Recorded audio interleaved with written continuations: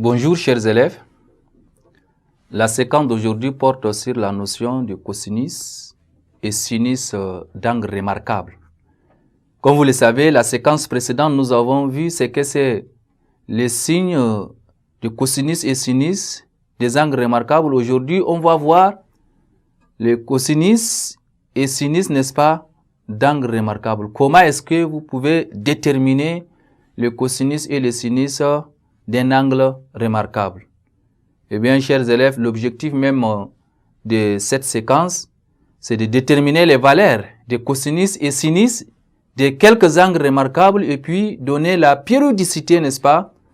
La périodicité des fonctions sinus et cosinus.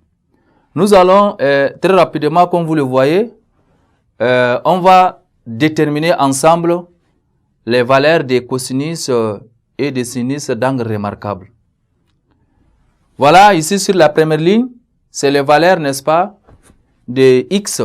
Et x, c'est en radian. Quand vous voyez ici 0, les pi tiers, les pi quart, les pi tiers, pi demi, ce sont les valeurs, n'est-ce pas, de cet angle-là en radian. Alors, très rapidement, on va essayer de déterminer la valeur de cosinus.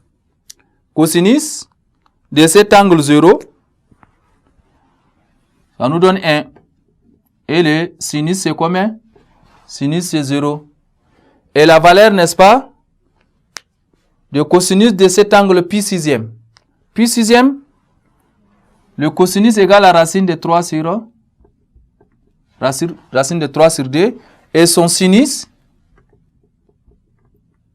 c'est égal à 1 demi. Maintenant, le cosinus de pi quart. Cosinus de pi quart. X égale à pi quart. Son cosinus, c'est racine de 2 sur 2. De même, le sinus de cet angle pi quart, c'est aussi égal à racine de 2 sur racine de 2 sur 2. Maintenant, le cosinus de pi tiers. Cosinus de pi tiers, c'est le 1 demi. Et son sinus, c'est la racine de 3 sur 2. Alors, et enfin, nous avons l'angle pi demi. Cosinus 0.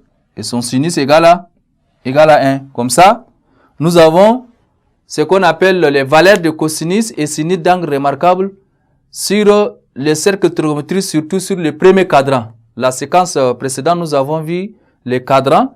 Et le premier cadran qu'on a dit cosinus positif et sinus positif là, voilà les valeurs, n'est-ce pas, de cosinus et sinus de ces angles remarquables.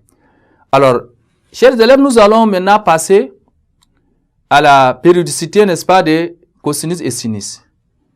On prend un nombre réel x. Et pour tout nombre réel x, le cosinus de 2pi plus x, quelle que soit la valeur de x, pour tout nombre réel x, égale à quoi? Égale à x.